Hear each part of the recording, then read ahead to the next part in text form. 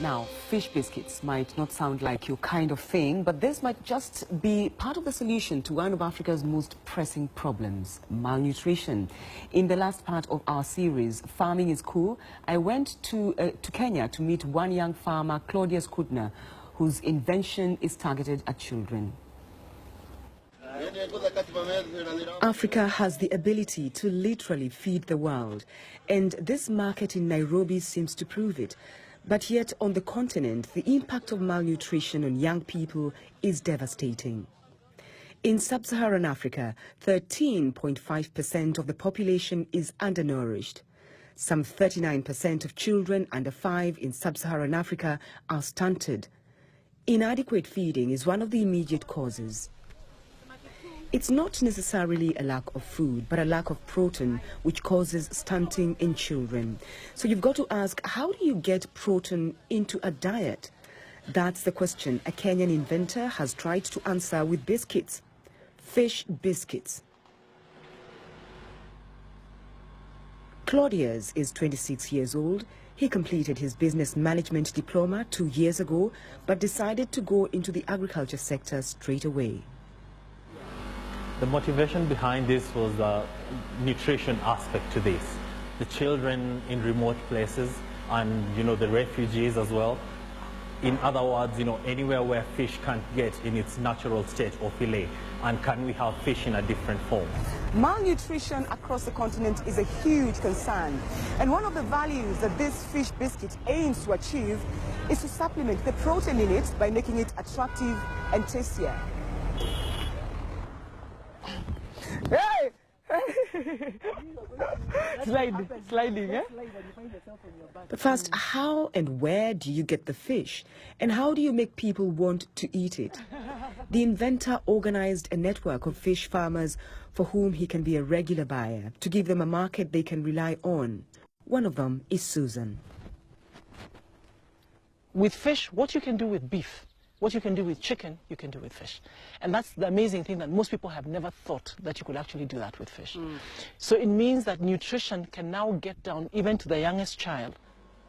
When the fish is finally harvested, it's dried, and for the first time, a university in Kenya is helping process the product.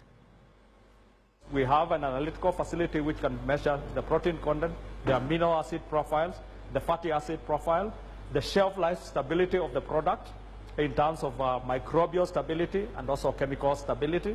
And then we can also do quick shelf life studies using our incubators within the food science department.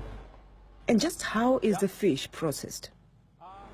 So these fingerlings will not too long from now be crushed, and the product will look like this.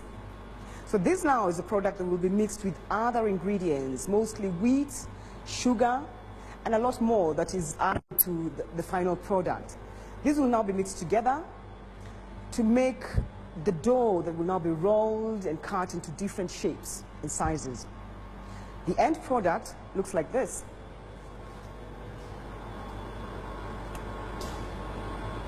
It's sweet, it's cheaper than meat, it doesn't smell, and it's very nutritious. So it looks like a small snack could hold the key to a breakthrough in malnutrition. Sophie Ikenye, BBC News, Nairobi. Well, let's cross over now to Boston in the United States and speak to Professor Callistus Juma from Harvard Kennedy School. Thanks for taking time to talk to us, Professor. We'll talk about innovation in just a moment. But the last two farmers that I spoke to 2 days ago, these were farmers who left lucrative jobs and, decided to turn to farming. Is it really realistic given how unpredictable things like climate are in agriculture? Thank you, Sophie, for having me. In fact, all economic activities are unpredictable. Whether it's in industry where you have no guarantee that you'll have your supply of materials in time, I think what's really important is to start thinking of agriculture in the same way we think about industry, in that in the urban settings, industrialists have incentives that help them to guard against uncertainties. Most farmers don't. So we need to bridge that gap to make farmers just treat farmers in the same way we treat other entrepreneurs. But how do you do that? How do you encourage creditors or financial institutions to actually invest in, agriculture, which a lot of people say is quite risky? I think one way to do it is by example. The case you've just given of the fish biscuit is a very good example of how you can get investors interested in agriculture, because we never think of fish biscuits, but as soon as you mention something that is creative, that is new, you'll get the attention of investors who can see the value of it. And the other important part of that example that you've just given is that we have here a very interesting alliance between a university that brings into agriculture, in this case aquaculture, unique knowledge on how to process, store, and distribute a new product.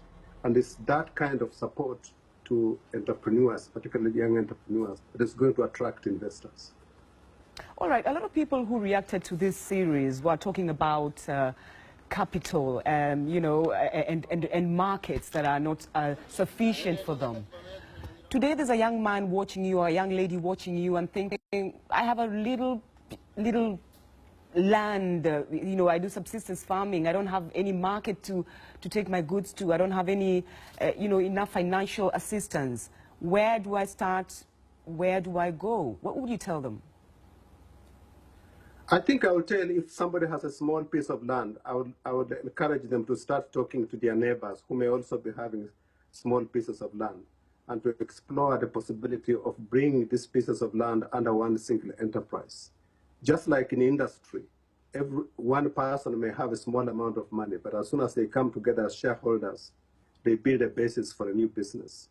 And the same should apply to agriculture, in that those who have small pieces of land already have assets, but those assets are really not very useful unless they are aggregated.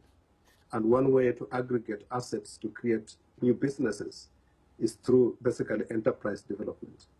All right, Professor, we have to leave it there, but thanks for taking time to talk to us on Focus on Africa. Professor Callistus Juma.